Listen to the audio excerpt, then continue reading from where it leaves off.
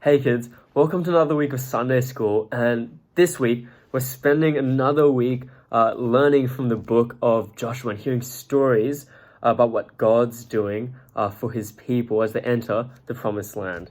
So carrying on from last week, the people have just entered the promised land.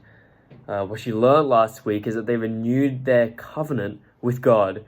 They'd set themselves apart by circumcising the men, and God handed over to them the city of Jericho in this really easy but crazy battle. It was way easier than anyone ever expected.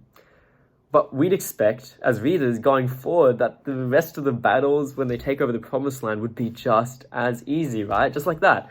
And one after another, Jericho. Another couple of easy battles and the promised land would be theirs. But that's not what happens. At the start of our passage today, it says that the Israelites were disobedient.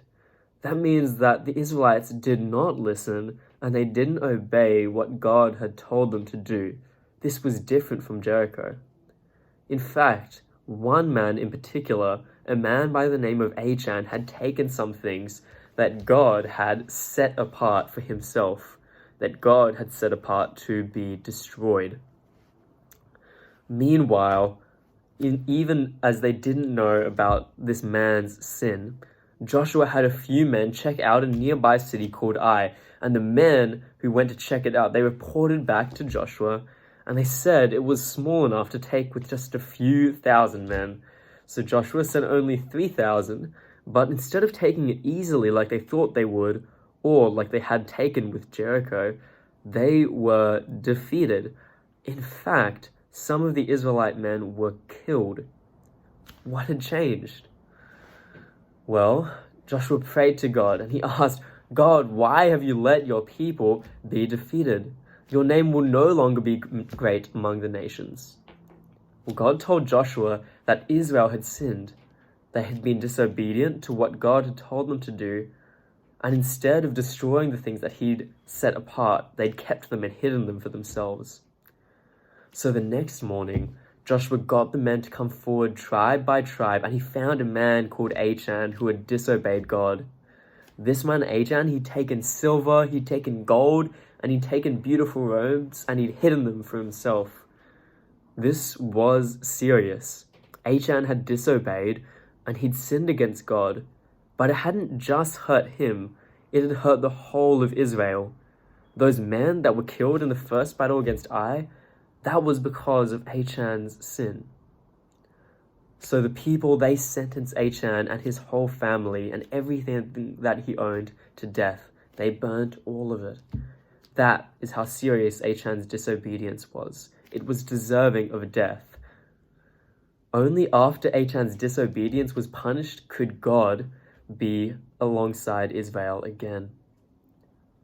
So once again, the men turned back to the city of Ai. But instead of trusting the plan of the spies that Joshua sends, this time Joshua and Israel, they turn to God's plans, and God is the one who tells them what to do. He tells Joshua how to take the city. It's a long and it's a strange plan. It involves a lot of hiding and waiting and taking the enemy from behind. Well, Joshua, unlike in the first battle, was completely obedient to God this time. He tells the people of Israel and the men fighting to obey every part of God's plan. And this time, instead of being defeated by Ai, Joshua and his men, they take the city just as God had instructed them to. More than this, they set apart the whole city, everyone in it, even its king. They set it apart for destruction. Now, just like last week, and a lot of stories in Joshua, this sounds really harsh. A whole city is destroyed and its people are killed. We got to remember as we read these stories that these are people who've set themselves against God. These are people who've chosen to be God's enemies, and God's judgment on them was death. So Israel, this time they won the battle. But what had changed between the first and the second time that they fought? Well, in the first battle, they had disobeyed God, and they were defeated by their enemies. In the second battle, They obeyed God's every word, and God handed them over the city. Lastly, what Joshua does at the end is actually amazing. He builds an altar to God, and then he builds an altar. Lastly, what Joshua does is amazing. He builds an altar to God. He brings out the book of the law, and he reads out every single word that God has ever said to his people. Every single word, so that the Israelites will listen and do, so that they will obey God truly from the heart. So what we learn from the story this week is this. It comes in 3 parts. Disobedience to God leads to defeat.